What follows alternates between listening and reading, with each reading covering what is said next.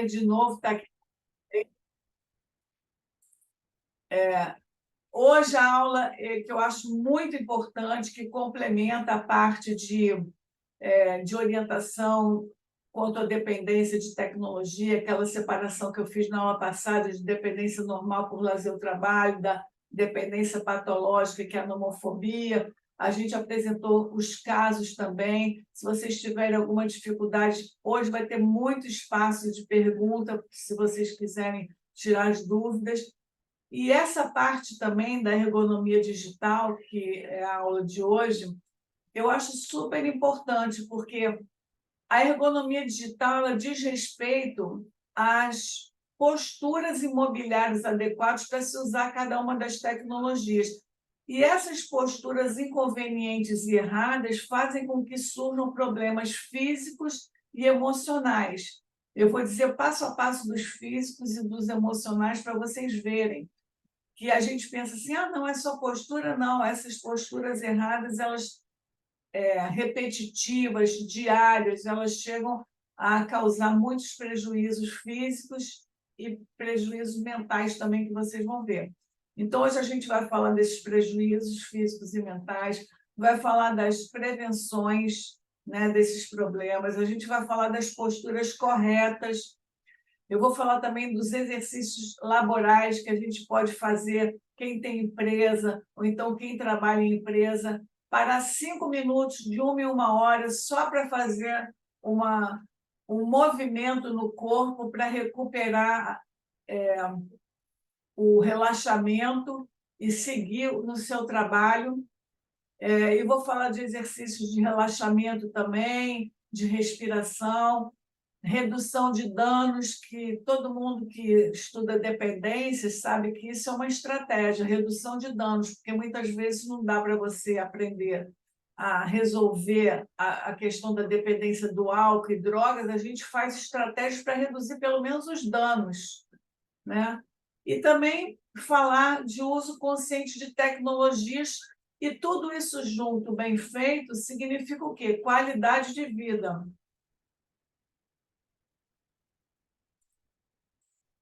Então, ergonomia, né? Ergo significa trabalho, nomos significa regras. Então, ergonomia significa regras para se organizar o trabalho. Nós sabemos que em todos os trabalhos antes já existia ergonomia. Você vê que tem a pessoa que se preocupa com a ergonomia das empresas, né? Para cadeiras e tudo, para mobiliários adequados, mas a ergonomia digital, até muito pouco tempo, ninguém falava disso. E porque não existia essa frequência de uso de telas que hoje em dia existe, e a gente tem que estar ligado nisso, porque é isso que está fazendo a gente ficar totalmente entrevado no dia a dia, ter problemas no pescoço, nas articulações, vocês vão ver. Então, essa evolução tecnológica nessa sociedade atual, ela vem causando um montão de problemas físicos, né? Falta de descanso adequado, esforço repetitivo, a gente fica em posições impróprias do corpo. Vocês podem reparar, vocês sentados aí no computador mesmo, vocês vão começar a perceber, depois que vocês aprenderem, minha cadeira é muito alta, a cadeira é muito baixa, minha coluna não encosta no encosto da cadeira, meu monitor é para cima, meu monitor é para baixo. Então, só quando a gente conhece as posturas e como devem ser, que a gente reconhece o defeito. Antes a gente não está reconhecendo porque a gente não tem conhecimento. Então, é necessário conhecimento para que a gente possa perceber aonde a gente está errando. Eu mesma, eu volta e meia me pego, gente, eu estou toda torta aqui, porque a gente vai ficando cansada, a gente vai ficando caída na cadeira, aí daqui a pouco a gente percebe e a gente sabe se corrigir. Então, vocês vão aprender para isso, justamente para vocês perceberem e se corrigirem.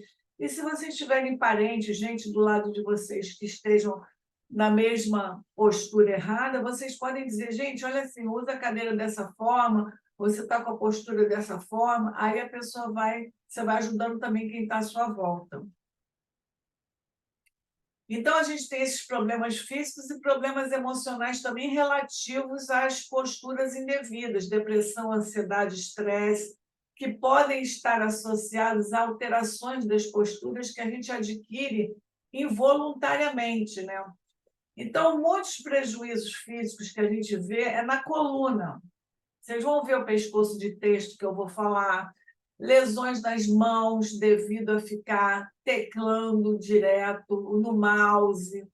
A gente não se dá conta, mas a gente fica assim todo duro no pescoço. Daqui a pouco a gente vai ver no final do dia, a gente está todo tenso aqui e nem percebeu, porque estava fazendo um trabalho vidrado na tela, nem piscava, com o ombro todo duro, porque a tensão da gente ela vai diretamente nessa área aqui do pescoço.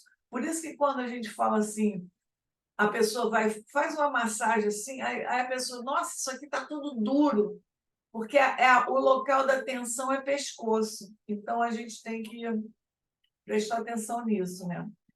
E lesões nas mãos, nos punhos, nos braços, nos ombros, no pescoço, fora a obesidade de ficar sentada só comendo besteira na frente do computador, se move pouco, né? Problemas de visão, entre outros.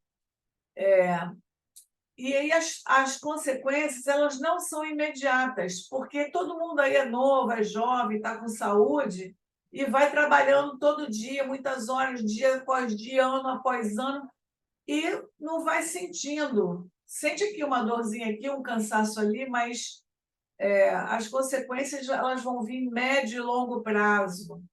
Tem jovens hoje em dia que eles vão ter problemas sérios na coluna cervical, problemas de visão, que eles teriam com 80 anos, eles estão tendo com 30, 40 anos, porque são nativos digitais, eles estão com essa tela, com essas posturas erradas, desde que praticamente se iniciaram ao uso de tecnologias.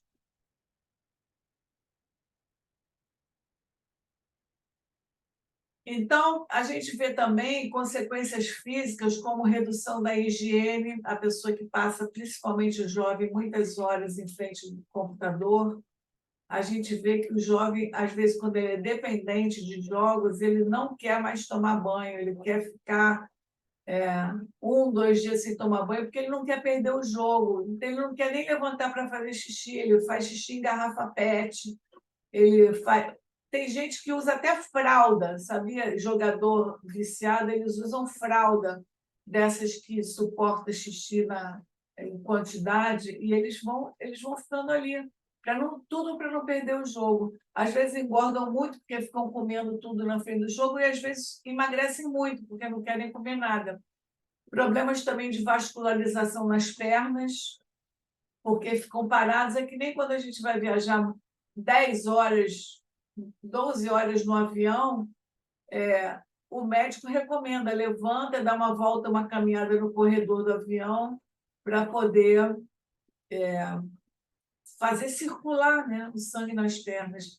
E tem gente que chega a ter trombose, porque fica sentada sem se mover.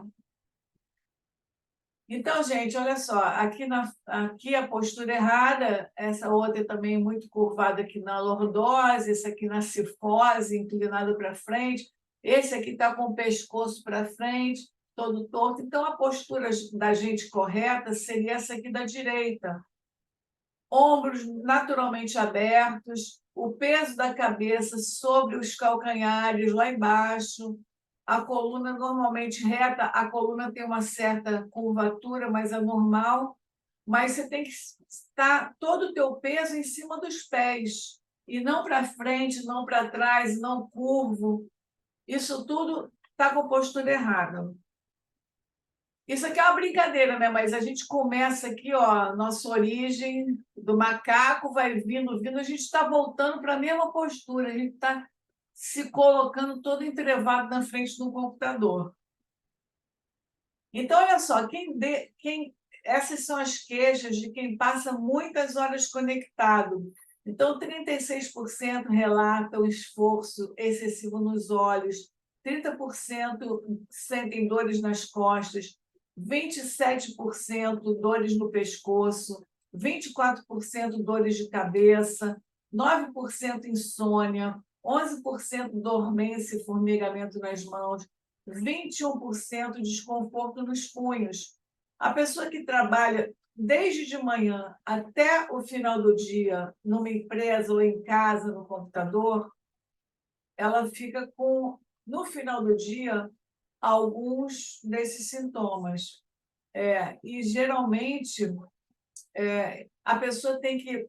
O que é recomendado é, de hora em hora, parar e fazer um alongamento, mexer a cabeça, não deixar o copo d'água do lado do, do seu computador, mas fazer que você vá na cozinha buscar, no refeitório, para você poder dar uma circulada. De hora em hora, você tem que parar para quebrar aquele padrão de postura. Gente, quem quiser, deixa a câmera ligada, tá? Que aí a gente interage melhor. Senão eu fico falando assim, parece que eu estou falando para a parede, eu não vejo ninguém. E quem quiser também, no meio do caminho, fazer perguntas, hoje vai ser uma interatividade maior, tá? Então, a gente pode surgir dores na coluna, distúrbios osteomusculares relacionados ao trabalho, né? Então, esses distúrbios são muito comuns, que é conhecido como DORT, dor crônica, nessas regiões onde a pessoa fica numa mesa totalmente errada, que não está de acordo com o seu tamanho e peso, e a pessoa fica trabalhando de uma maneira incorreta. Por isso é que é bom vocês aprenderem, para vocês até observarem se no trabalho está de acordo com o seu tamanho e peso. E hoje em dia também tem pessoas que interagem com realidades virtuais, botam aqueles óculos, ficam interagindo naqueles cyberespaços, naquele metaverso, e a gente está vendo muito a cyber sickness, que é a náusea digital, que é a desorientação e vertigem quando interagem com determinados ambientes virtuais. Então, isso tudo é muito novo porque está surgindo, porque as tecnologias estão surgindo também, as novidades, e as pessoas estão começando a interagir. Então, esse é um exemplo que eu falei, olha, o jovem de 20 anos na Inglaterra, ele morreu vítima de um coágulo na perna, depois de jogar horas e horas e horas no computador. Então, todo mundo levou a crer que esse coágulo foi por conta dele ficar parado, jogando dias e dias no computador, né? Então, gente, eu vou mostrar as posturas incorretas. O tablet é o maior vilão da postura incorreta na face da Terra. Porque você que tem um tablet, você fica todo torto ao usar um tablet. Não tem ninguém que consiga usar um tablet numa postura adequada. Você vê, tem gente que deita aqui no sofá, igual essa moça aqui da esquerda. Essa postura está totalmente errada. Ela está deitada de barriga para baixo, o braço está para cima, ela está com a coluna toda torta. É porque ela é jovem, ela pode não ter problemas de imediato, mas se ela ficar usando esse tempo todo... Essa aqui também está com o tablet no colo e com a cabeça totalmente baixa. Então, olha só, aqui na esquerda também está errado. Ela está sentada no sofá, abaixada, tentando digitar ali. Essa aqui está de lado toda torta. E no meio é a postura mais adequada, mas ainda não é totalmente a correta. Ela pelo menos botou uma almofada, aproximou o tablet mais perto dela, ela está com o pescoço mais reto e está tentando usar de uma maneira mais correta. Mas o ideal é que se compre aqueles apoiadores de tablet que existem, né, que é uma ergonomia que é vendida para a pessoa usar o tablet de uma maneira mais correta. Mas é o tipo da coisa que é difícil. Em relação também ao telefone celular, a gente tem a questão do pescoço de texto, que ficou conhecido, essa força que você faz com a cabeça baixa para poder olhar o telefone celular todo dia. Então, gente, a gravidade faz com que a nossa cabeça pese para baixo e a gente fica tentando, às vezes, levantar a cabeça e abaixa a cabeça do celular e a gravidade está levando o peso da sua cabeça para baixo. Então, você força muito aqui a coluna cervical. Então, olha aqui, se você está com uma inclinação pequena, você já está com um peso de 6 quilos ali forçando o teu pescoço. Tem gente que inclina um pouco mais a cabeça, 15 graus, né? Porque cada pessoa abaixa a cabeça numa posição que está habituada. Tem gente que abaixa muito, tem gente que abaixa pouco. Esse aqui, se abaixar 15 graus, você está com peso aqui no pescoço de 12 quilos. Se você abaixar mais, você está com 18 quilos de carga aqui no pescoço. 45 graus, você já está botando 22 quilos de carga no pescoço. E 60 graus, 27 quilos de carga no pescoço. Se vocês calcularem, vocês abaixam a cabeça em média 100 vezes por dia para ver telefone celular, vai somando 700 vezes por semana, 1.400 vezes, 2.800 vezes. Chega no final do mês, vocês abaixaram milhões de vezes a cabeça. Imagina isso só no mês. Imagina isso somado em 1 ano, 2 anos, 3 anos. Vocês provavelmente, todo mundo que fica sem se dar conta desse fato, vai ficar com um problema na coluna cervical. Então, tem que prestar atenção nisso. Olha só, 15 graus de abaixar a cabeça corresponde a uma melancia. Você vai botar a melancia no pescoço. 18 graus, como se você botasse no pescoço um garrafão de água. 22 quilos é como se você carregasse um pneu aqui no pescoço, nos ombros. E 27 quilos de inclinação, de peso que você bota aqui, quando você abaixa 60 graus a cabeça, é como se você carregasse uma criança de 1 ano e 8 meses no pescoço. Então, vocês veem o peso que vocês carregam por estar levando um telefone abaixando a cabeça. Então, olha só, o peso médio da cabeça humana é cerca de 7 a 8 quilos. Né? O cérebro pesa 1,5 kg, então você pode adicionar o peso da estrutura óssea e outros tecidos, o total dá de 7 a 8 quilos do peso da sua cabeça. E ela tem que ficar posicionada em cima do pescoço, que a gravidade está nos puxando para baixo. Se a gente inclinar a cabeça, o peso a gravidade já empurra a cabeça para frente e você já começa a forçar o seu pescoço, porque ninguém fica deixando a cabeça cair. Para você não deixar a cabeça cair, você tem que sustentar. Então, você está forçando aqui o pescoço. Então, a gente tem que levar isso muito em conta, né?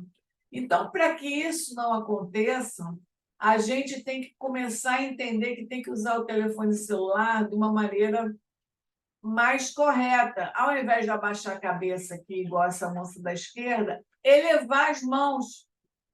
Isso é uma medida mais simples, né? Mas só de levar a mão, ao invés de abaixar a cabeça, você já está protegendo o seu pescoço. E aí você troca, uma hora você vai ver com uma mão e outra hora você vê com a outra, porque você tem que fazer exercício de compensação. Você não pode só usar um lado do corpo, daqui a pouco você está toda torta. Você tem que começar a usar as duas mãos, né? Uma hora você vê o celular na tua frente com uma mão, outra hora você vê a tua frente com outra. Eu sei que é mais desagradável, talvez, mas vocês estão trabalhando os braços e estão poupando o pescoço, né? Então, aqui o mesmo exemplo, esse moço está com o pescoço aqui todo para frente e aqui ele está segurando mais na frente. Isso aqui também é outra brincadeira que tem no Facebook, né? O símbolo do Facebook, o cara já está todo com o pescoço todo torto. Então, gente, eu vou falar um pouco das queixas de quem passa horas conectado, né? É a dor no pescoço, a pessoa fica demais. Isso, quando você tem uma dor no pescoço, a tendência é você tensionar tudo. E quando a gente tensiona todo o pescoço, a gente tem uma bioenergia que tem que fluir pelo corpo todo, passar pelo cérebro, a nossa energia, e fluir para os braços, fluir para as pernas. E quando a gente bota essa trava, né, endurece essa parte aqui, a nossa bioenergia não flui. Aí a gente começa a ficar mal-humorado, começa a ficar deprimido, triste, não relaxa. Tudo por conta, isso emocionalmente, por conta simplesmente do pescoço endurecido, travado, e que a nossa energia do nosso corpo não está fluindo como deveria ser pelo corpo todo. Então, a simples dor no pescoço pode trazer muitos sintomas que ninguém sabe, acha, a pessoa está de mau humor, a pessoa está estressada. Não, é por quê? Porque ela está toda tensa, não consegue relaxar, começa a ficar mal-humorado, começa a ficar infeliz, começa a descontar nos outros, e aí ninguém entende que é por conta da dor no pescoço.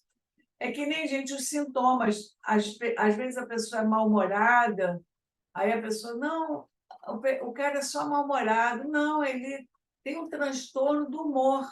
Ele precisa de tratamento, né? Ele tem talvez uma depressão crônica desde novo, e aí a pessoa, ele é pavio curto, ele é mal-humorado. Não, ele tem um transtorno do humor. Então, a gente tem que ver simplesmente os sintomas da pessoa, que isso tudo leva a requerer um tratamento, né? Então, gente, isso é só um exemplo aqui que dentro das nossas vértebras, né, nós temos 33 vértebras sobrepostas que tem esse disco de fibrocartilagem aqui no meio de cada uma delas. E aqui no meio passa a nossa medula, com os nervos e tudo, para o pescoço e para os braços, né? Se a gente tem contrações aqui, problemas na cervical, a gente vai começar a ter dores nos braços. Se a gente tem problemas mais para baixo de compressão na coluna lombar, elas vão comprimir os nervos e a gente vai ter dores nas pernas. Dependendo da altura da compressão, a gente vai ter dores em algum lugar do corpo, porque aqui tem a medula que passa todos esses feixes de nervos que precisam estar relaxados, precisam estar, não estar sobrepostos e esmagados com posturas erradas. Então, a gente tem que tomar cuidado com isso. Então, a gente pode ter dor, principalmente na cervical, que é uma cervical é a parte da coluna que é mais móvel. A parte torácica a gente não tem muito, porque essa parte ela é mais rígida. A lombar a gente tem, porque também, da mesma forma que tem a cervical, que é mais maleável, a lombar também. Então, a gente tem mais dores na lombar e na cervical, por conta de posturas indevidas. Então, por exemplo, quando o pescoço fica esticado tanto para cima, para ver uma tela, quanto para baixo, ou o monitor do computador, ele tem que estar bem na frente do seu rosto, porque só um pouco para cima, um pouco para baixo, um pouco de lado, já está fazendo com que você fique o dia inteiro olhando um pouco para cima o seu monitor. Ó. Você fica assim o dia inteiro. Ó. E acha que é pouquinho, mas isso já está fazendo diferença no teu pescoço. Você tem que estar olhando à frente, e não um pouquinho para o alto, nem um pouquinho para baixo. Então, gente, a gente tem que ver essas lesões de esforço repetitivo, todo mundo já ouviu falar, né? É a LER, né? Que todo mundo fala, é uma das causas maiores de afastamento do trabalho, são as lesões de esforço repetitivo, que são doenças músculo-tendinosas nos membros superiores, ombros, pescoço, causada pela sobrecarga de um músculo, de um grupo muscular em particular, devido ao uso repetitivo ou pela manutenção de posturas contraídas que resultam em dor, fadiga e declínio do desempenho profissional. Essa é a descrição exata do LER, mas vocês veem a secretária que digita muito o dia inteiro? Elas vão ficar provavelmente com essa lesão de esforço repetitivo, na parte que a pessoa tende a repetir muito a digitação, seja no mouse, o dia inteiro ali no mouse. Vão ficar com problemas aqui, lesão de esforço repetitivo, na digitação. Então, isso causa muito afastamento do trabalho. E isso tem muito agora por conta do uso da tecnologia. Então, como eu falei, é a maior causa de invalidez provocada por doença adquirida no trabalho. Então, essas lesões podem dar dores em várias partes do corpo. E tendinite também, que é inflamação aguda ou crônica dos tendões, devido também à repetição de uso de teclas. Então, o que a gente pode fazer para prevenir isso, né? A gente tem que variar. E ao invés de passar o dia inteiro teclando, de vez em quando você passa, você faz uma rotação para fora, uma rotação para dentro, você alonga teus dedos, você solta os braços, você não deixa, porque o padrão repetitivo é que faz com que a pessoa mantenha essa lesão, né? Ela tem que ter relaxamento durante esse uso, para não ficar mantendo aquele padrão de uso o dia inteiro. Ela para de vez em quando e dá um relaxamento. E outro problema também muito sério que a gente está desenvolvendo hoje em dia, e que está agravando os problemas visuais, é a síndrome de visão do computador, que é a fadiga ocular e a perda da elasticidade no nervo óptico. A gente fica com muita visão embaçada e olho seco porque fica horas e horas olhando. Quando a gente está fazendo um trabalho no computador, a gente pisca muito menos do que piscaria durante, né, a gente fazendo outras coisas na vida, a gente está piscando o olho muito mais vezes. E quando a gente está no computador, a gente não tende a piscar muito. Então, a gente tem que piscar mais vezes do que é o recomendado para você lubrificar os olhos. Você tem que fazer exercício para a musculatura do globo ocular, a olhar para um canto e depois olha para o outro, olha para baixo, olha para cima.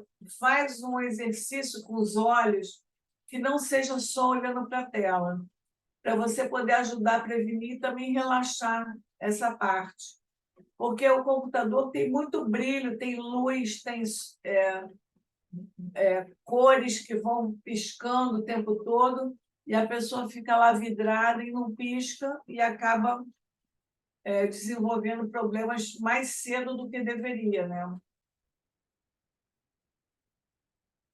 Então, a gente fica com os olhos irritados, fadiga, sensação de peso nas pálpebras, pode dar enxaqueca. Isso tudo você pode obter só de ficar 2 horas seguidas no computador. Você já pode começar a sentir o olho irritado, sensação de peso.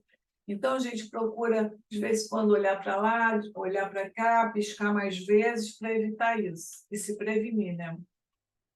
Então, eu vou falar um pouco das posturas corretas e o uso consciente de tecnologias.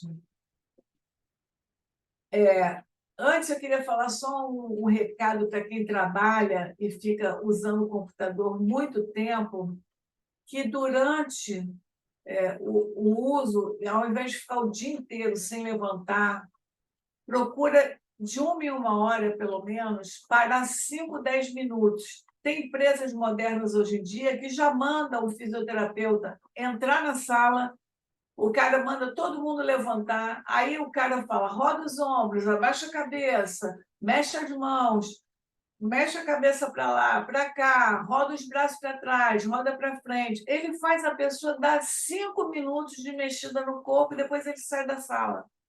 Então, isso é uma ginástica laboral, que é uma estratégia que você faz para você se prevenir de dores nas costas, dores nos ombros, dores de cabeça, dores no pescoço, de obesidade também, dor nos punhos e nos dedos, entendeu? Então, esses exercícios aqui, ó, de alongar a cabeça para um lado, alongar para o outro, inclinar o corpo para um lado, inclinar para o outro, abaixar um pouquinho, 5 minutos que se pare de hora em hora, vocês já vão estar se prevenindo de várias questões.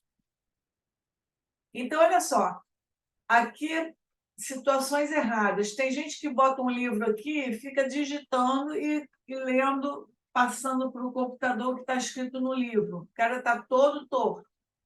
Esse aqui está com o monitor muito baixo. Esse aqui está com o monitor muito alto. Então, isso tudo, o cara vai trabalhando dia após dia nessas mesmas posturas erradas. Ele provavelmente vai desenvolver problemas físicos e, consequentemente, mentais, porque ninguém fisicamente, quando está mal, fica bem mentalmente. Começa a ficar estressado, nervoso, angustiado, começar os problemas físicos, eles começam a passar para a área mental, né? Então, olha aqui, o teclado também, o certo é vocês colocarem a mão O braço tem que ficar aqui, ó, 45 graus do teclado, as mãos retinhas em cima do teclado. Aqui tem gente que abre muito a mão, tem gente que fecha, tem gente que fica com o pulso ligado, tem gente que apoia o braço, fica todo errado. Desse lado aqui direito, abre a mão, fecha a mão, levanta os braços e não apoia o cotovelo. E aqui também, e aqui está certo, é só vocês ficarem na postura correta. Vai ter um slide agora, daqui a 2 slides, que vai ser todas as posturas corretinhas para vocês aprenderem como fazer corretamente, né?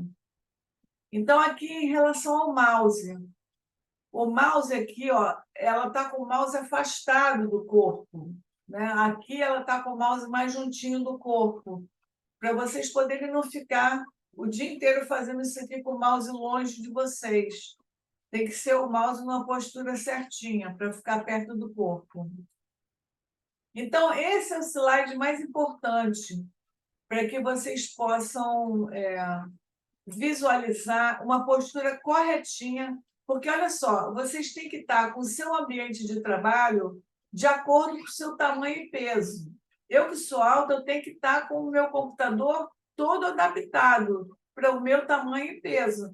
Se chega uma criança para trabalhar no meu ambiente, ela vai estar toda errada. Ela vai fazer qualquer atividade nesse lugar aqui, ela vai estar toda errada. Então, olha aqui, o meu monitor está na frente dos meus olhos, olha aqui, ó. Ela está com o campo de visão dela exatamente na frente da tela. Aqui ela está sentada, a cadeira está apoiada na coluna lombar dela, ela está com o bumbum encostado lá atrás, ela não está com o bumbum lá para frente. Ela está com o braço aqui, ó, certinho. Está vendo o apoio aqui, até do pulso e do cotovelo aqui? Cotovelo não, daqui do antebraço e do punho e das mãos, ela está digitando aqui. Esse monitor devia estar baixo, ela botou um livro aqui embaixo, que vocês podem adaptar. Se vocês não têm alguma coisa alta, bota um livro, tira um livro, adapta de acordo com o seu tamanho. Aqui o pé dela está apoiado, tá vendo? Tem gente que senta, é baixinho e fica com a perna fora do chão, ou então com o pé na ponta. Então, isso aí está errado também. Essas cadeiras aqui são ótimas, porque elas regulam aqui, ó, a coluna lombar, para adaptar para a sua coluna, e aqui elas adaptam também o tamanho. Então, o baixinho ele vai ter que subir a cadeira. Essas cadeiras são ótimas, e muitos trabalhos, muitas empresas, elas já pensam nessa ergonomia digital em relação ao mobiliário. Por isso é que muitas empresas têm esse tipo de cadeira, que já é para isso, né? Mas a ergonomia digital envolve o ambiente todo da tecnologia. Então, olha, gente, como medidas preventivas, a gente tem que fazer relaxamentos regulares, parar de uma em uma hora, ou então fazer algum relaxamento, um pilates, uma ginástica, uma yoga, coisas que vocês fazem normalmente, uma ginástica, atividades físicas, passeios, caminhadas, isso tudo respirando pelo nariz, soltando pela boca, alongamentos, pausas regulares, isso tudo são estratégias de relaxamento, para a gente ter paz e tranquilidade física e mental, a gente tem que saber equilibrar as nossas tarefas diárias, nossos compromissos com a nossa vida. A gente não pode ficar sobrecarregado de uma coisa e esquecer do resto da vida. A gente tem que equilibrar tudo, trabalhar um tempo, mas agora eu não vou trabalhar, não. Eu vou fazer pausa, eu vou passear, vou andar, vou caminhar, vou relaxar, vou respirar, vou ver a natureza, vou dar um mergulho e ser feliz, né? E não ficar só na tecnologia o dia inteiro. Esses outros exercícios também, alongar o pescoço, alongar os punhos, as mãos, alongar assim, rodar as mãos. Todos os exercícios de movimentação do corpo são excelentes para vocês fazerem também no momento de relaxamento. Exercício de cabeça para frente, para trás, para um lado, para o outro. Exercício de elevar os ombros, inspirando e solta, como se estivesse rezando e vai para baixo e vai para cima. Isso tudo são exercícios de relaxamento. E para finalizar, gente, esse exercício aí, só de vocês deitarem no chão, nessa posição, vocês já estão relaxando todo o corpo, né? Então, isso aí, no final do dia, é bom fazer também, respirar e se manter tranquilo, sabendo dividir todas as tarefas do dia a dia. E olha só, gente, a gente tem esse livro também que a gente resolveu escrever, eu, Eduardo e mais uma equipe lá do nosso laboratório Delete, para justamente orientar sobre as posturas imobiliárias adequadas para se usar cada uma das tecnologias, porque cada uma das tecnologias elas requerem posturas adequadas para se usar isso. Também tem dicas de ginástica laboral, tem dicas de uso consciente de tecnologia, e quem quiser pode entrar em contato com a gente, que a gente envia pelo correio. E agora, gente, eu queria convidar o Eduardo Guedes, que é nosso parceiro lá também, mestre em saúde mental, lá do Instituto Delete, que ele vai passar umas dicas também de uso consciente de tecnologias para vocês. E quem também quiser fazer perguntas, podem ficar à vontade, tá? Eduardo, seja bem-vindo aí à nossa apresentação.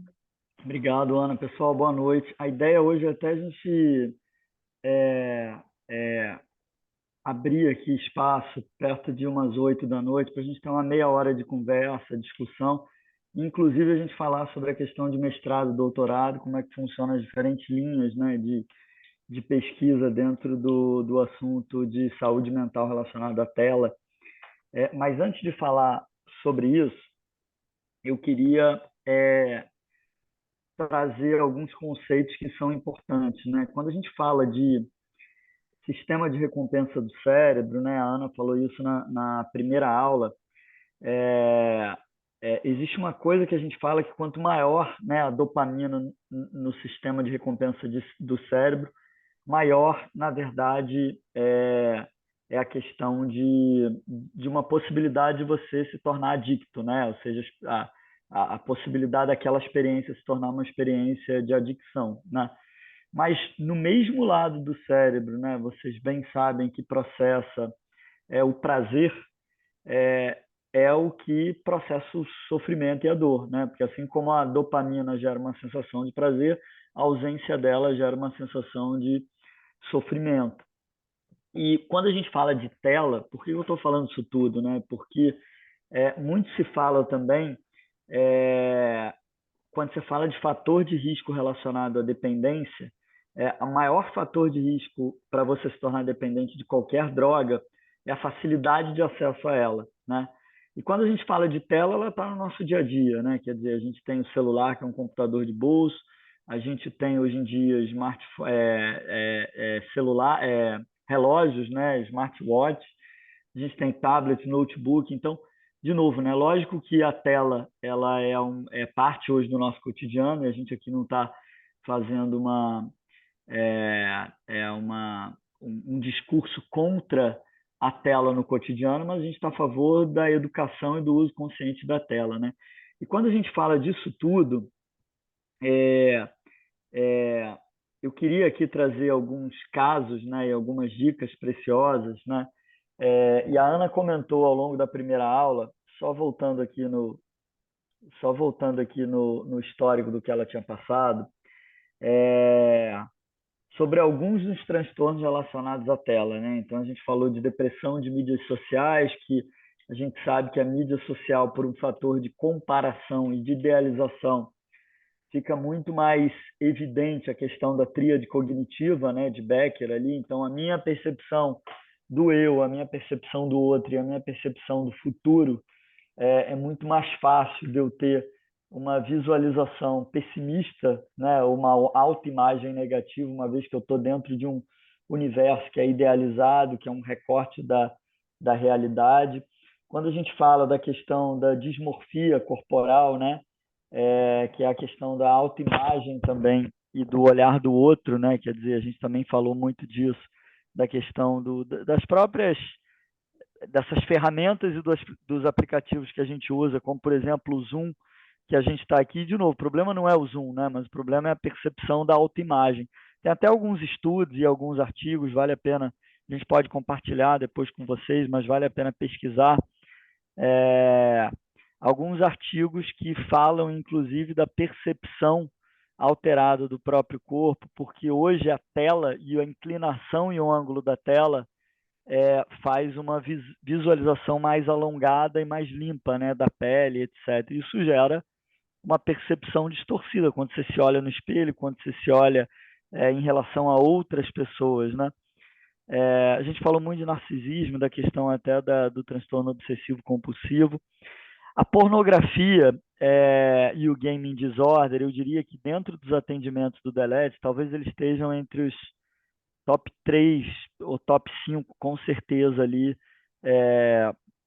casos clínicos que a gente recebe dentro do Instituto Delete, né? Eu queria aqui na pornografia, um dos estudos de caso, até é engraçado que quando a gente existem relatos de pacientes que falam que em viagens, né, eles se tornam mais suscetíveis à questão da pornografia. E quando nos relatos, né, do caso clínico, comentam inclusive de novo da facilidade do acesso, entre aspas, à droga, né?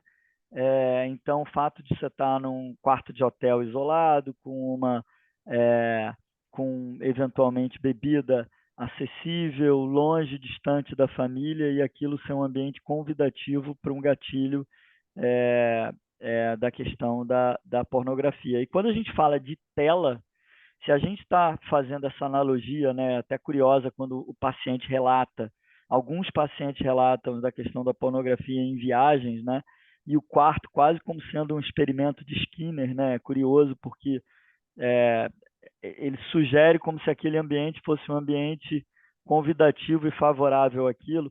Se a gente pensar na tela, em pacientes da questão da pornografia, a tela é um ambiente convidativo, né? Porque em poucos cliques você tem acesso, né, a consumir um conteúdo que na vida real muitas vezes é mais complexo, né? Porque você tem que sair de casa, entrar no carro, enfim, eventualmente demanda mais energia do que numa tela. E eu estou trazendo esse exemplo da pornografia porque ele aparece muito dentro dos relatos clínicos, né, de pacientes que a gente tem, assim como o gaming, né? E gaming também, né? Se a gente parar para pensar, gaming, desde a época do jogo do bicho ou das próprias casas de bingo, né? É, já existiam, né, adictos de games, né? Mas não no gaming virtual. O gaming virtual ele está muito associado à tela e ele tem um sistema de recompensa diferente do bingo, por exemplo, que é uma coisa antiga, né, muito associada a um público de idade mais elevada. Mas quando a gente fala de gaming disorder, gaming online, de novo, a facilidade do acesso de consumir a droga um fator de propensão ao risco daquilo. E hoje em dia, quando a gente fala de bets ou quando a gente fala de jogos que parecem jogos inofensivos, né? Não são tão inofensivos assim, porque existe um sistema de recompensa. Eu queria até aqui trazer já vou entrar aqui nas dicas, né? Que acho que é importante a gente falar um pouco de dicas, não só para prevenção, né? Como também para o tratamento e ou etiqueta digital. Queria trazer aqui um relato pessoal e que até um pouco do como foi a minha introdução nesse assunto aqui de dependência de tela há, sei lá, 10, 15 anos atrás, junto com a Ana, né? Eu tinha uma pessoa na família muito próxima, né? Que era dependente de, de cigarro. Eu acho que eu não contei essa história na primeira aula, né? Eu comentei, agora eu fiquei na dúvida. Comentou um pouco. É, que era dependente de cigarro e o médico chegou e falou: você precisa parar de fumar porque você vai ter um efizema de grau, já tem um efizema de grau médio no pulmão e você vai ter um prejuízo maior. E a pessoa parou de fumar, né? Mas durante as refeições e durante a visita que eu fazia durante as refeições, levantava no meio da mesa, ia até o jogo ia até o computador e voltava. E aí, basicamente, era a fazendinha do Orkut, que você tinha um mecanismo, isso há 15 anos atrás, de engajamento, né? Porque se você não cuidasse da fazenda, a fazenda ia morrendo e ao mesmo tempo que você cuidava, aquilo te gerava uma sequência de gratificações, né? Que era a tua fazenda ia aumentando, as pessoas da comunidade virtual pediam, né? Você se tornava um provedor de alguns itens, como fertilizantes e outras coisas, para outros membros da comunidade. Então, você imagina, né, um sistema de recompensa onde você tem uma comunidade, um pertencimento, um reconhecimento, e você se torna parte desse sistema de recompensa, né? Eduardo, antes tinha até, lembra do Tamagotchi, que era um brinquedinho, não sei se vocês Que lembram, ele ele morria, né? alimentar, Virtualmente se ele você morria. não desse a comida, ele morria, e a criança passava às vezes para a mãe dar comida, que ele vai morrer. Você vê, antes de ter, você vê, as coisas vão passando também. E é muito comum, só acrescentando ao que você falou, quem tem uma dependência, gente, a tendência é que passe para outra dependência. Parou de fumar, passa para a dependência de jogar, parou de jogar, passa. Eles vão procurar, porque, na verdade, atende a características dentro dela, uma compulsão, talvez, uma ansiedade que precisa ser atendida para esse tipo de comportamento, para que ela encontre alívio.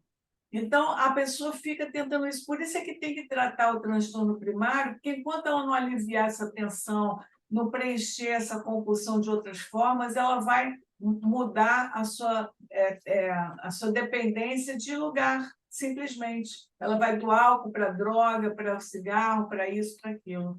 É. Desculpa, Dudu. Não, tranquilo. E eu queria pegar aqui e compartilhar aqui a minha tela, porque, de novo, né, toda vez que a gente está falando de tela, existem duas coisas muito importantes, né? Uma que a Ana acabou de falar, existe muito uma associação a um transtorno primário, por isso que muitas vezes, por isso que existe ainda uma discussão enfim, junto aí ao DSM e outros, para a gente de fato reconhecer o vício de tela, mas existe um transtorno primário que muitas vezes ele é preponderante à tela, né? E aí eu queria trazer aqui um estudo de caso para entrar aqui nas questões de, de, de dicas. Deixa eu só ver como é que eu compartilho a tela aqui.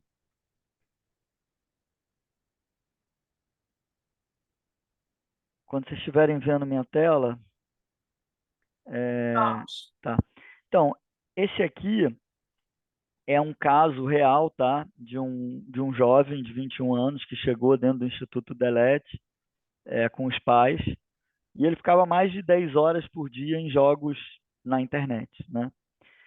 Chegou com a mãe, tinha um corpo bem franzino, era até curioso porque fisicamente parecia que tinha menos idade, né? Ou seja, parecia como se não tivesse desenvolvido mesmo, né? E pelos relatos, quer dizer, era um jogador compulsivo, né? Já há muitos anos, né? E provavelmente falta de exercício, não tinha uma alimentação adequada, não saía muito de casa, quer dizer, durante a adolescência, a pré-adolescência, que seria importante, né, para o desenvolvimento físico, né?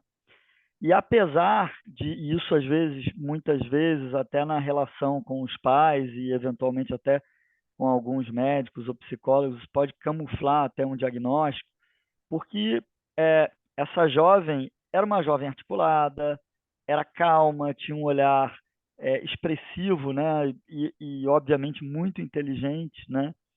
E isso muitas vezes no relato, né, no diagnóstico, pode camuflar eventualmente uma dependência. Por isso que é muito importante essa formação dos profissionais, por isso que é muito importante também não só a avaliação clínica, mas também a utilização de alguns instrumentos, né? E a gente recomendo até a utilização de algumas escalas, e a gente deixa aqui, ao final, deixa no grupo, a indicação de onde vocês obterem essas escalas. Como a gente falou, a gente publicou e validou diversas escalas, tá? Mas, basicamente, o relato dela, né, é, é, depois da investigação, né, dessa triagem inicial e de romper essa primeira barreira, né, o que a gente percebeu é que ela se alimentava do lado do computador, dormia sempre muito tarde, sentia, e por isso que a Ana comentou tanto de ergonomia, né, é muito importante também essa avaliação clínica, não só do aspecto da rotina, da saúde mental, mas do aspecto físico, também pode revelar muito, né, esse uso abusivo de tela, né? Então, tinha ardência nos olhos, dores nas articulações da mão, né? Quer dizer, provável excesso de digitação e provável questão de ficar aí quase que o dia inteiro aí olhando a tela, né? A gente também via a tela com algumas feridas, né? É, e tinha um relato de prejuízo na faculdade, falou que queria trabalhar em estágio, inclusive trabalhar com algumas coisas relacionadas a games ou a tecnologia, mas que estava praticamente aí abrindo mão, desistindo da faculdade por uma questão de não conseguir acompanhar ou concluir aí as disciplinas, né? E no relato dela, ela não se dizia com prejuízo, né? Não se dizia dependente, dizia que o pai e a mãe não compreendiam, né? Que na verdade o jogo era uma forma dela conhecer pessoas, de vencer a timidez, ou seja, para ela aquilo ali era uma forma dela viver o mundo, né? É, tinha muitos amigos virtuais, tinha até um namorado, mas que ela nunca tinha encontrado presencialmente, né? Mas no relato dela, ela também às vezes mencionava que percebia que usava demais e que isso poderia causar algum problema no futuro, mas não no presente, né? Por que eu estou trazendo isso tudo, tá, gente? Porque, de novo, a gente falou um pouco disso no começo, mas é muito importante. O tempo não define dependência, tá? E eu estou trazendo isso de novo porque nas dicas, né, que eu vou trazer está muito relacionado a essa questão do como, né, e não necessariamente só a questão do tempo, né? Então, a gente precisa fazer análise para além do tempo, para entender se o virtual atrapalha o real e se quando esse virtual atrapalha o real, existe um nível de perda de controle. E essa perda de controle, como a gente falou, são essas 5 dimensões, né? Nota, nesse caso, essa jovem, a única fonte de excitação e segurança era o jogo. Então, alguma outra pessoa que jogue, mas que tenham fontes de prazer externas, né, ao jogo e na vida real, não necessariamente é um grande prejuízo, né? Nesse caso a relevância, a internet é o único refúgio dela, né? Se tornou relevante 24 horas por dia. Tolerância ela não consegue não estar do lado do computador, sejam em momentos banais como a questão da própria de uma mesa de refeição, né? Abstinência, né? O que sente quando não está conectado? A própria mãe relatava aí que se tornava irritado, né? E ela mesmo fala que a mãe não compreende que a internet é o único refúgio dela, e os conflitos na vida real aqui, ela relatava uma perda de rendimento na faculdade. Isso é um conflito real e indireto. Por que eu estou falando isso tudo, tá, gente? Porque quando a gente fala, eu tirei aqui só para conseguir ver vocês. Quando a gente fala dessas coisas relacionadas a como a gente orientar um uso consciente, né? A primeira coisa é, é a questão da gente definir esses momentos de pausa, mas não são momentos de pausa simplesmente relacionados ao tempo, né? Porque você pausar a tela, mas você não fazer mais nada, você não vai conseguir alimentar o seu sistema de recompensa e a sua dopamina. Você vai imediatamente querer voltar, né? Então, a própria psicologia positiva, aí, para quem já estudou, né, sobre isso, a psicologia positiva ela fala que 3 elementos são importantes para você alimentar o teu sistema de recompensa, né? Sentido, pertencimento e realização, né? Então, atividades que gerem sentido, pertencimento e realização são atividades que podem alimentar o seu sistema de dopamina, né? E a gente tem diversos exemplos, né? Uma pessoa que joga bola com os amigos tem sentido, né? Porque acorda no sábado para encontrar os amigos para jogar bola, ou vai num cinema com as amigas, ou, né, gera sentido, gera pertencimento porque você está socializando, você está dentro de um ambiente, e realização porque você está fazendo uma atividade que vai te gerar prazer, você está assistindo um filme, você está... E a gente vê que existem diversos instrumentos que a psicologia positiva fala de sentido de pertencimento e realização, né? Seja, é muito comum pessoas que às vezes quando começam é, é, é, é, a síndrome aí do ninho vazio, né? E ficarem mais velhos, os filhos vão saindo de casa, eventualmente relatos de pessoas que ficam viúvas, etc. Muitas vezes vão adotar um pet, né? O pet é um instrumento de gerar sentido, pertencimento e realização. Você tem sentido pelo afeto, né, do animal, você tem pertencimento porque você socializa, você sai para passear, você conversa com outras pessoas, você tem realização, né? Porque isso também te gera, enfim, o próprio, se chega em casa, o bichinho corre, enfim.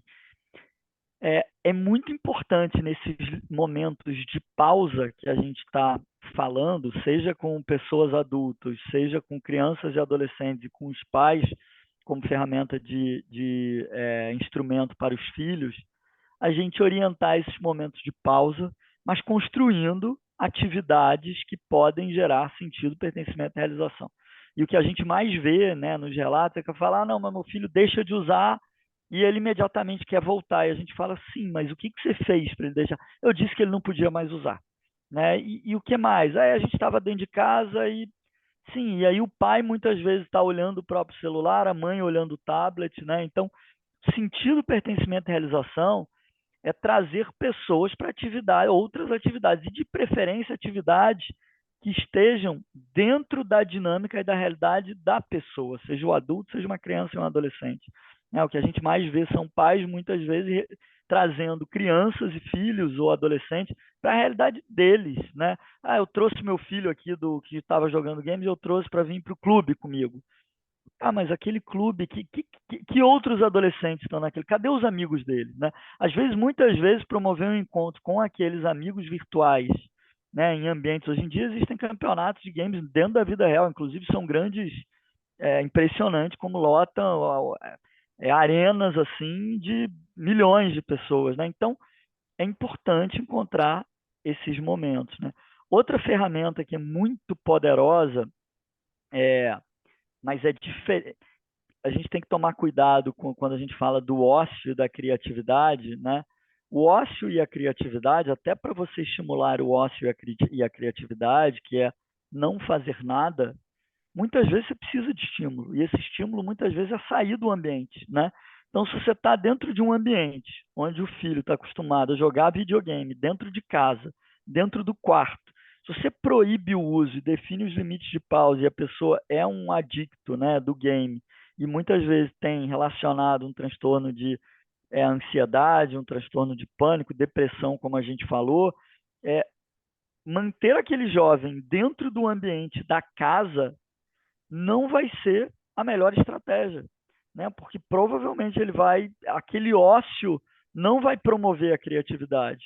Levar para um outro ambiente onde existam elementos novos, né, que possam fazer ele observar outras coisas, certamente vai ser capaz de ocupar a cabeça daquele jovem e trazer possivelmente novos gatilhos para ele encontrar sentido, pertencimento e realização. Então é muito importante isso, gente, porque o que a gente mais vê, e a gente, dentro do Instituto Belete, a gente não promove a abstinência completa, né? A Ana pode falar um pouco mais disso, mas o que a gente promove através do TCC é a dessensibilização da tecnologia, com algumas técnicas. É completamente diferente de falar você não vai utilizar celular ou não vai utilizar videogame por 30 dias, né? Porque você tem que promover uma estratégia de substituição dos mecanismos de gratificação e recompensa. Não adianta tirar um elemento que gera gratificação e não construir outro. Isso leva tempo, né? Uma outra coisa que Isso é importantíssimo que você está falando, porque eu atendi um paciente que ele ficava assim, a sessão inteira, assim, não, sim. Aí a gente perguntava, não, sim. Ele não tinha argumento, não falava nada. Aí eu comecei a puxar dele, eu falei, o que você faz durante o dia? Você passeia, você sai, você tem amigo? Não tinha amigo nenhum. O cara morava na Barra e não conhecia a Praia da Barra. Aí eu falei, o que você conhece? Eu moro no Rio de Janeiro há anos, nunca foi no Corcovado, no Pão de Açúcar, na Praia de Botafogo, na Praia do Flamengo. Quer dizer, nem a Praia da Barra, que era do lado da casa dele, ele tinha ido. Então, gente, a família não promovia isso que o Eduardo falou. Aí o pai chegava simplesmente, ele é viciado em tecnologia porque não sai do quarto, usa o dia inteiro. Mas o que a família faz para isso? Então, não adianta você querer tirar a tecnologia de um garoto desse, ele não tinha habilidades sociais nenhuma, era super tímido. Você vê que ele mal falava comigo. E o pai não promovia nada, não levava ele para ir numa praia, para fazer um passeio. No Rio de Janeiro ele morava e não conhecia nem o Rio de Janeiro, nem Flamengo, Botafogo, ele não, nem a Praia da Barra, que era do lado de casa, conhecia. Quer dizer, então a gente tem que muito acolher a família e passar entender esses pais, o que eles estão fazendo, que estão promovendo que esse menino saia do quarto e tenha uma vida social. Então, se enquanto não tiver isso, não é a tecnologia que ele não é viciado em tecnologia. Então, a tecnologia ali é um refúgio que ele tem para um passatempo. Então, isso é que é muito importante a gente investigar, que muitas vezes os pais é que precisam da orientação até para poder dar um futuro para esse garoto. E o Eduardo falou também outra questão, você viu, a excitação e segurança, abstinência, tolerância, todos os passos a passos das dependências de álcool e drogas. Você, para buscar o álcool e drogas, você busca excitação e segurança, preencher o vazio. Você vai adquirindo a tolerância, cada vez você precisa de mais droga, mais álcool para você ter a mesma satisfação. Isso é a tolerância. Você vê que a pessoa bebe, ela bebe. Antes bebia 1, 2 copos de cerveja, já estava doidão. Agora tem que tomar 4, 5, e às vezes aí passa para o uísque, que é mais forte, passa para a vodka, que é mais forte, para obter o mesmo prazer, porque o corpo desenvolve a tolerância. E a abstinência, seja de tecnologia, seja de álcool e drogas, a pessoa vai ter também, porque se ela parar, de repente, ela vai ter sintomas de abstinência. Quem é alcoolista e para o álcool tem sintomas de abstinência, vê bicho, vê aranha subindo, vê uma opção de coisa, tem alucinação visual das mais diversas. Quem para a droga também. E quem para a tecnologia também fica incomodado, não tem sintomas, porque não tem fisiologicamente entrada de nenhuma droga no corpo, como álcool e outras drogas, mas tem a inquietude, o nervosismo, a irritabilidade total, eles ficam super irritados, quebram coisas em casa. Então, você vê que tudo que ele falou tem essa mesma sequência dos dependentes, seja qualquer coisa, só que com as tecnologias a gente não manda a pessoa parar definitivamente. A gente tem que aprender a fazer o uso consciente, porque o mundo é todo tecnológico, a gente tem que saber usar para colher os benefícios e evitar os prejuízos. Então, a gente conhecendo prejuízos, a gente evita, e os benefícios a gente usa quando for conveniente para a gente. Quero marcar um encontro, quero sair, quero descobrir alguma coisa, eu vou lá na tecnologia. Fora isso, é vida, né, presencial. Agora, Ana, isso que você falou é muito importante, porque assim, a comparação com álcool e drogas, quer dizer, de novo a gente entra na história do um dos fatores de risco, a facilidade do acesso à droga, né? Quer dizer, quando você fala de um alcoólico em tratamento, né? O que eles falam? Evite o primeiro gole, né? Então, evite, se você está ainda na reincidência, evita ir a uma mesa evite ir a um bar, evite ataque, porque é a facilidade do acesso à droga. Quando a gente fala de tela, é muito difícil para evitar, né? Porque a tela está no dia a dia, a tela está no trabalho, a tela está no bolso, né? E hoje em dia existem alguns recursos, quando a gente fala dessa rolagem infinita, né, do scroll down infinito, ele não tem uma hora para acabar, né? Por isso que é tão comum pessoas que deitam na cama e falam assim: ah, tô só dando uma espiadinha aqui, já vou dormir. Peguei o celular para dar uma espiadinha e entra no que a gente chama de sonambulismo digital. São pessoas que falam: pô, eu deitei para dar uma olhadinha, eu estava sem sono, olhei aqui no celular e quando eu vi já era 2 da manhã, né? É, é completamente diferente de ler um livro ou de assistir um filme. Por quê? Porque um filme ou um livro, ele é um estímulo passivo.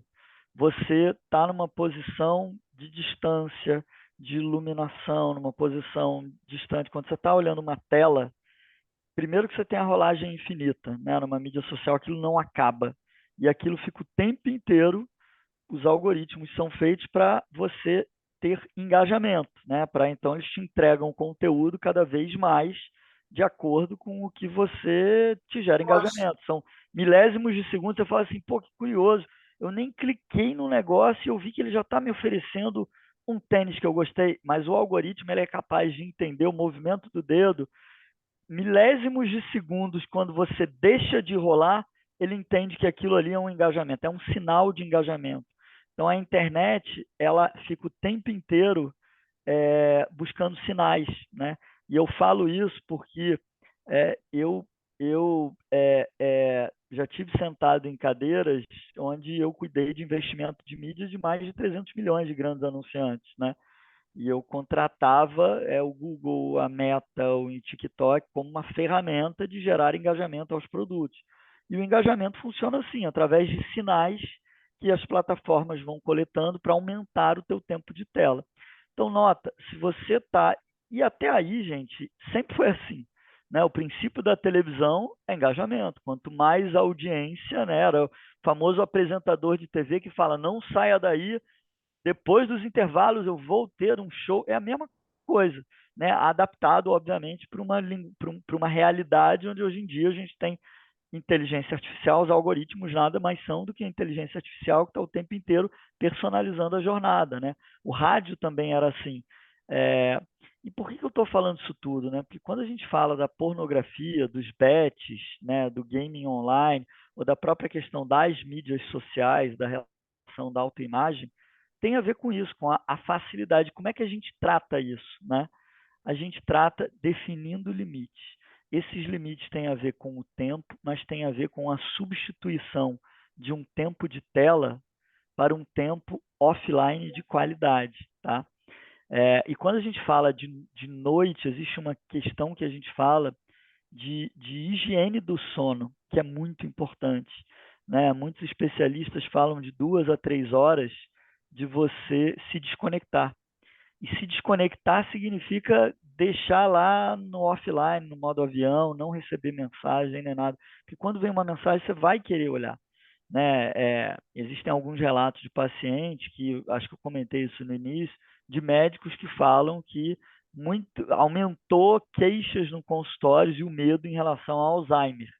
Né? E é óbvio que existe sim um fator, né, quando a gente fala cognitivo, né, de muito mais preponderância desse tipo de questão, mas existe também diagnósticos, uma associação errada, que é uma questão de foco. Né? São pessoas que falam: não, eu acho que eu estou com Alzheimer, mas por quê? Por quê? O médico pergunta: ah, porque eu entro no celular, eu vou mandar uma mensagem e quando eu vejo eu me perdi, né? Porque eu li uma mensagem num grupo e eu esqueci o que eu ia fazer, né? Então, essa questão de higiene do sono é muito importante. Se desconectar 2, 3 horas de dormir, não levar o celular para a cama é um lugar sagrado. O corpo precisa entender que o momento horizontal da gente deitar é um momento de repouso. Se você começa a estimular o corpo para esse momento, né? Algumas pessoas falam, inclusive, de não ter televisão no quarto, né? De você ir baixando a luminosidade. Por quê? Porque o fato de você pensar que você está no deserto, você vai produzir saliva. O teu corpo é inteligente a esse ponto, né? O medo, né? E a depressão funciona desse jeito, né? A ansiedade funciona desse jeito. Quando você tem medo, né? Ou quando você está com tristeza, angústia, esse tipo de coisa vai afetando, né? O teu sistema, né? De produção de determinados hormônios e que vão gerando prejuízo, né? E quando a gente fala na preparação para o sono, é a mesma coisa. Se você educa o seu corpo de que o momento de dormir não é o momento de dormir, ele vai começar a entender que não é para você estar, é para você estar alerta, né? E aí algumas pessoas falam, pô, mas eu quero ler um livro no celular. Não tem problema, você pode ler um livro no celular. Diminui a luminosidade da tela, desabilita todas as mensagens, coloca uma fonte externa de luz e lê o livro. Aí vai ser igual a um livro, né? Se você não fizer isso, você vai estar lendo aquele texto. Primeiro que existem alguns artigos que falam na própria luz azul que geram prejuízo, né, na produção da melatonina, né? É, mas independente desses estudos, quer dizer, a própria a tela funciona como um estimulativo, porque você vai estar lendo um texto, vai pular um e-mail, vai pular um pop-up de um WhatsApp, de uma mensagem, então é muito importante, tá? Outra coisa que a gente vê também é pessoas que estão nesse processo de tratamento, de novo, né? Não é eliminar a tela da vida, mas é de fato definir esses limites. À noite é super importante, por quê? Porque é um combustível, né? Alimentação e sono são combustíveis de energia para o corpo. Então é muito importante, uma dica que a gente dá também, que é um detalhe, mas é não ter o celular do lado da cama, né? Por quê? Porque esse celular do lado da cama, as pessoas acordam para beber água, para ir no banheiro, vai olhar que horas são. Aí vai olhar que horas são, muitas vezes vê que tem uma mensagem ali, porque as pessoas mandam mensagem tarde, postam coisas tarde, vai olhar e aquilo vai, de novo, no mínimo, vai tirar do padrão perfeito do sono, né? Que é aquela piscina, né? Que falam que você tira do teu sono profundo, né? Então a questão do Importante sono. também na hora das refeições, que muita gente não respeita esse momento, né, de curtir a comida, daquela parada, daquele relaxamento, né? Isso é muito importante também, né, do... A outra coisa que é super importante e que isso parece trivial, mas não é trivial, tá? Principalmente entre jovens, né? Que existe aquela coisa do postar no momento que você está vivenciando aquilo, né? É, e ao mesmo tempo que existe a necessidade de postar naquele momento, né? Existe também uma falsa ideia de que eu preciso responder a mensagem no mesmo momento, né? Recebi uma mensagem, eu preciso responder, né? Você não precisa responder no mesmo momento, né? Uma mensagem de uma ferramenta de comunicação instantânea, e a beleza de uma ferramenta de comunicação instantânea é que ela é assíncrona, ela não é síncrona. A sincronicidade tem a ver se você liga para alguém. Se você liga para alguém, e cada vez mais, principalmente geração Z, fala que detesta ligação, prefere o mundo assíncrono, né? É uma coisa em tempo real, porque a pessoa está falando, você está respondendo, né? Existem pessoas que tratam ferramentas de comunicação instantânea de forma síncrona, não é assíncrono, né? Você manda uma mensagem, a pessoa vai ler no tempo dela e vai responder no tempo dela, né? A gente precisa educar as pessoas e a sociedade sobre isso, né? Desde o trabalho, né? Porque muitas vezes o cara fala, pô, mas eu te mandei uma mensagem, você não viu e tal. Se é algo urgente, né? Você tem que ligar. Ou mandou uma mensagem e não viu, né? Você até pode mandar uma mensagem, ó, se você me sinaliza se você viu, se não viu, liga, né? A mensagem é assíncrono, não é síncrono. É curioso porque algumas pessoas até, eu tenho um primo que ele manda assim, fala, bom dia. E às vezes eu vou ver no final do dia e eu falo assim, boa noite. Ele não disse o que ele queria, né? Ele não disse o seguinte, ele e aí, tudo bem? Aí eu, tudo bem, eu falo, cara, e eu falo com ele, Óbvio que é, eu né? falo, Isso é Bruno, muito chato, esse bom dia não não fala. é uma ferramenta síncrona, é uma ferramenta assíncrona. Você pode falar, bom dia, tudo bem e tal. Olha, eu queria saber o que você vai fazer no Réveillon. Aí, quando eu tiver tempo e disponibilidade, eu vou responder, né? É óbvio, gente, que assim, existe o médico, né? Que desde que ele é médico, ele tinha o BIP, né? Lá, e que ele precisa ter. Existem pessoas que precisam estar mais disponíveis, seja por uma questão de lazer, de trabalho, de família, né? Pô, veio uma mensagem, deixa eu ver se é do meu filho, né? Deixa eu ver de quem é aí, é da creche, eu preciso responder. Não, não é da creche, eu não vou olhar, né? Pô, é Eduardo, do meu chefe. Né? Então, Eduardo, deixa eu olhar. Não, não é de quem eu conheço. Então, essa educação e essa etiqueta parece um detalhe, já te passo a palavra, Aninha, mas a gente tinha relatos, por exemplo, de... É muito comum, e a gente sempre vê que os hábitos são os mesmos de 20, 30, 50, 100 anos atrás, desde que a humanidade existe, né? Existem relatos, por exemplo, de pessoas que percebem um prejuízo de tela. Existe um relato de uma adolescente que terminou com o namorado e ela começou a relatar prejuízo em relação à tela. Por quê? Porque ela começou a sentir uma necessidade de, entre aspas, stalkear, né? Que é a gíria aí de perseguir a pessoa, né? E ela ficava perseguindo a pessoa ali, olhando o que a pessoa estava fazendo virtualmente, né? E aí tinha uma necessidade, pô, eu preciso mostrar que eu estou bem, né? E queria postar, e queria sair, etc. Isso sempre existiu, né? Pessoas que terminavam um relacionamento tinham uma curiosidade de, pô, como é que está o meu parceiro? Será que ele está bem? Será que ele está feliz? Né? E perguntava, pô, mas você encontrou? E aí, pô, encontrei num show. E aí, estava com alguém? Não estava com alguém? Pô, passei perto da casa, o coração bate, né? Fica acelerado e tal. Só que isso acontecia, o mundo real acontecia dentro de um ambiente controlado, né? Você não passava na parte, exceto pessoas que de repente conviviam dentro do mesmo ambiente, né, de trabalho, mesma escola, mesma faculdade e tal, você tinha um recorte do dia que você não tinha acesso, né? Estava em casa, estava vendo um filme, não tinha acesso, eu não sei o que está acontecendo com ele. Hoje você tem um acesso instantâneo. E relatos dessas pessoas muitas vezes falavam assim, cara, eu perdi o sono. Por quê? Porque eu via que ele postou uma foto, às vezes de madrugada, e eu olhava para ver quem curtia. E eu olhava para ver quem curtia, e aí eu via quem curtia, eu via que uma mulher curtiu, eu não conhecia aquela mulher. Aí eu entrava na página da mulher para ver quem era aquela mulher, e eu via que a mulher era solteira, e eu não sei o que.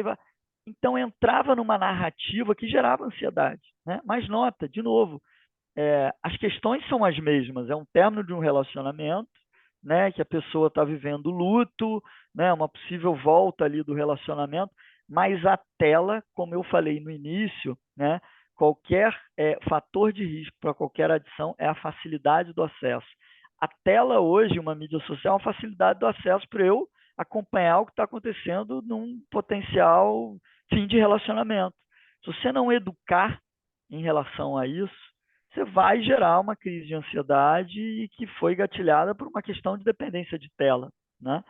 Falando, Aninha, eu te cortei. Não, e gera ansiedade, gera ciúme patológico, gera tudo que está lá latente dentro da pessoa, pode vir à tona, né?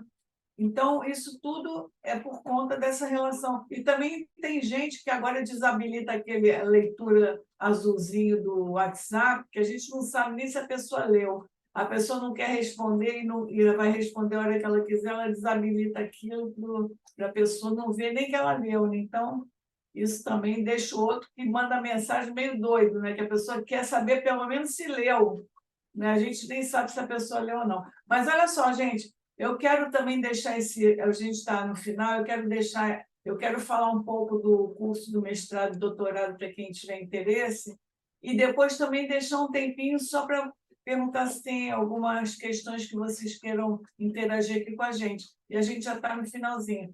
Olha só, gente, vocês que são profissionais da área da saúde e também de áreas da tecnologia, não precisa ser só da saúde, que queiram fazer mestrado e doutorado lá no Instituto de Psiquiatria, no Laboratório Delete, que é nosso núcleo lá do atendimento e da parte acadêmica, vocês têm que ter um projeto, né, uma ideia que seja relativa à interatividade dos indivíduos com tecnologias, pode ser em relação a qualquer tecnologia, pode ser, eu quero fazer um estudo sobre dependência digital, aí vou fazer um projeto. A gente tem um esqueleto de um projeto lá que a pessoa vai seguindo para poder montar o seu próprio projeto. A gente vai orientar toda a elaboração desse projeto junto com a pessoa. Basta que ela tenha essa ideia inicial e que ela queira fazer esse estudo. Então, esse é o primeiro requisito. O segundo requisito é que, para entrar no mestrado ou doutorado, a pessoa tem que ter um artigo publicado. No mestrado tem que ser em uma revista, qualquer uma científica que esteja no Cielo. Então, a pessoa vai escolher uma revista que tem a ver com tecnologia, já que o tema é saúde e tecnologia, né? Então, tem várias revistas nessa área que a pessoa pode submeter um artigo científico pode ser um artigo de revisão, um artigo original, e para quem está no meio da saúde sabe do que se trata, mas se não souber, vai aprender também quando for lá qual é o tipo de artigo que pode entrar. E tem que publicar esse artigo. Essa que é, para mim, a maior dificuldade para a entrada, porque o projeto, a gente ajuda a pessoa a elaborar o projeto, a gente submete junto com a pessoa no comitê de ética e, se tiver tudo certinho, como a gente orienta, a pessoa vai ter esse projeto aprovado. A publicação é que é mais difícil, porque quem vai falar sobre esse artigo, quem vai avaliar esse artigo, são os revisores da revista que você submeteu. Geralmente são 1, 2 revisores ou 3. Não tem nada a ver com a gente lá do laboratório, nem ninguém no Instituto de Psiquiatria. Você escolhe uma revista e em cada revista científica tem os seus revisores, e esses é que vão aprovar ou não esse artigo. Eles aprovando, vocês vão entrar, entendeu? No mestrado ou no doutorado. Então, isso é que precisa ser um artigo bem escrito e a gente publica em inglês, que é o terceiro requisito necessário, é vocês falarem bem inglês. Mesmo que não falem o inglês perfeito, sempre a gente passa o artigo para o inglês e depois manda para um nativo fazer uma revisão para ver se está tudo direitinho, para quando a gente submeter na revista não ter erros que às vezes a gente comete por não ser nativo, né? Então, precisa do projeto, precisa do artigo publicado e precisa falar um bom inglês, porque para entrar no mestrado tem que tirar 7 na prova de inglês e para o doutorado tem que tirar 8 na prova de inglês. Então, são 3 requisitos que a pessoa tem que ter e morar no Rio de Janeiro, né, gente? Porque aí é uma pena que a Ana Carolina estava toda empolgada aí, mas porque tem aula, tem as matérias que a pessoa tem que cursar, né? A gente dá, às vezes, aula online, tem aula presencial, mas a maioria das aulas são presenciais e tem os centros de estudo lá no Instituto de Psiquiatria que fazem parte da, das disciplinas de vocês, então tem que ser presencial. Tem reunião de equipe toda sexta-feira comigo lá, que então tem que estar presente. Tem os atendimentos que vocês têm que fazer enquanto vocês estão candidatas lá, fazendo estágio probatório do mestrado, vocês vão atendendo lá no laboratório da ELET junto com a gente, vocês já são formados. Então, precisa estar presencial, né? Quem tiver interesse, gente, depois manda um e-mail para mim, em particular, que a gente explica tudo direitinho, ajuda a fazer o projeto, orienta para como fazer o artigo para submeter em revista, mas aí tem que ter esses 3 pré-requisitos para poder dar entrada, né? E, gente, vou abrir rapidinho um pouquinho para perguntas. Vamos dar uns 5 minutinhos aí para o pessoal perguntar, se alguém quiser fazer alguma pergunta e tiver alguma dúvida, pode ficar à vontade, pode abrir o microfone e perguntar. Tá? Ana Lúcia, eu queria perguntar, na verdade, qual é o seu e-mail? O meu e-mail é ana com 2 N's, luciaking, @gmail.com. Obrigada. Tá bom. E esse artigo publicado, assim, para entrar, né? Ele já tem que ser publicado em inglês?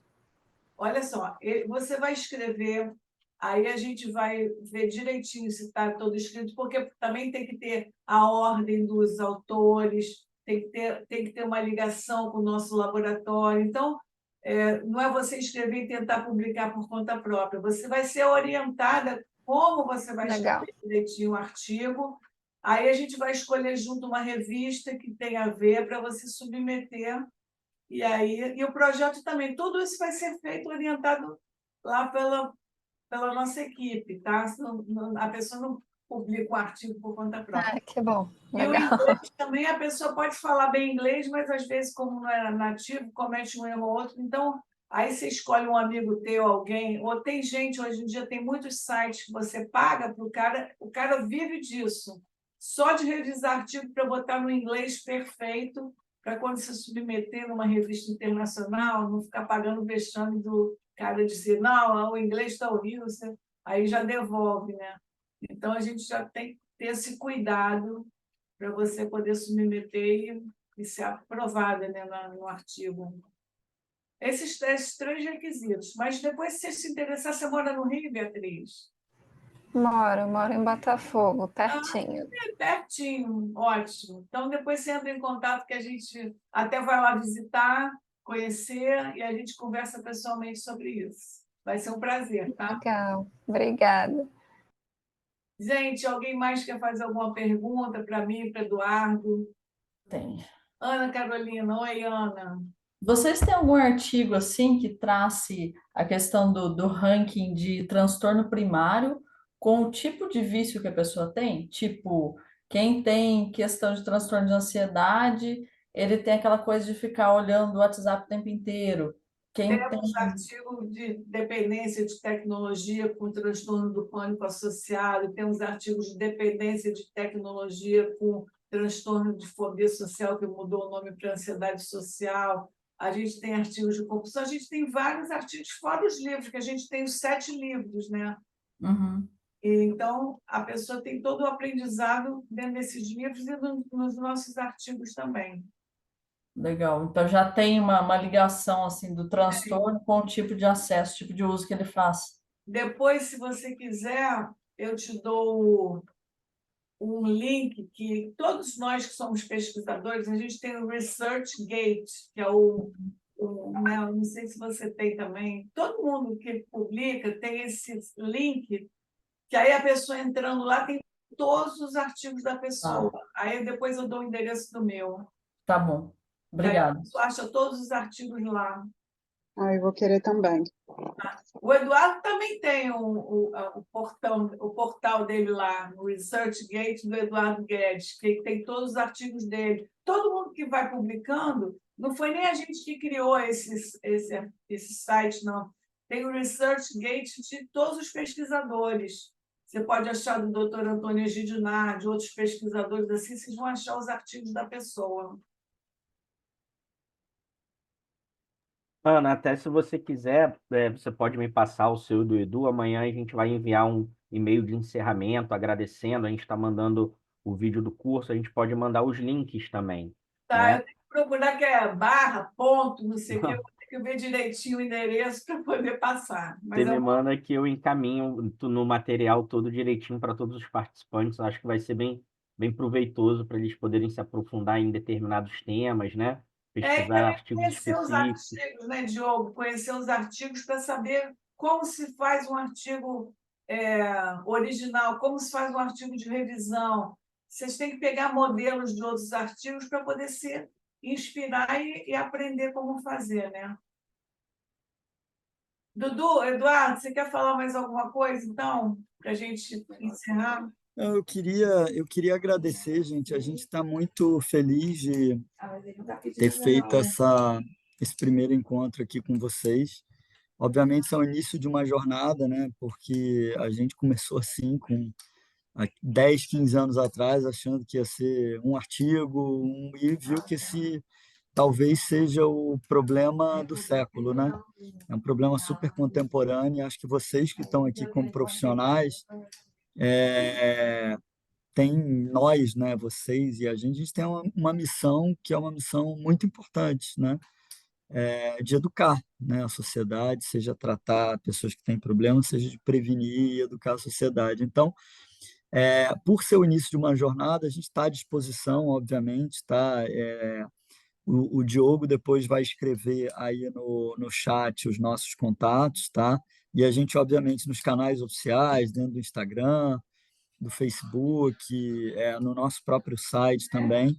E vai ser um prazer a gente, enfim, receber, acolher vocês, né, nessa jornada que está só começando. E a questão de mestrado e doutorado é o que a Ana falou, assim,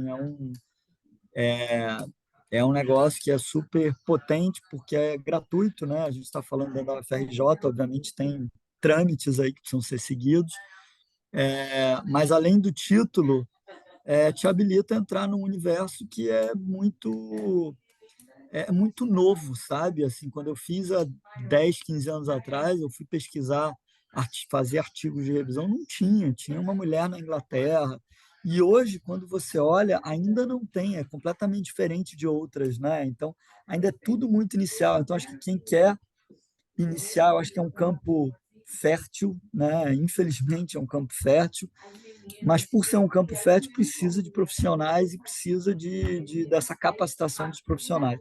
Então, a gente está à disposição aqui para ajudar nessa jornada, tá? E muito obrigado aí por dedicar esses 3 dias aí na tela, né, de noite aí disputando o espaço da família, do jantar, né, da preparação da noite que a gente falou, meio até incoerente e paradoxal, só pode dormir, ó, agora lá para 10h37, tá? Porque a gente estava na tela aqui. Mas obrigado, gente, obrigado de coração e a gente está à disposição aqui, tá? Eu também queria me despedir, gente, dar boa noite para todo mundo, dizer para vocês que foi um prazer receber vocês aqui no nosso grupo, interessados nesse nosso tema, que para a gente é muito importante. Então, estamos à disposição e quem quiser nos procure, que vão ser muito bem-vindos, tá bom? Um beijo para todo mundo e até o próximo. Boa noite. Boa noite, Diogo. Obrigada também. Obrigado, Ana. Obrigado, Diogo. Obrigado, Eduardo.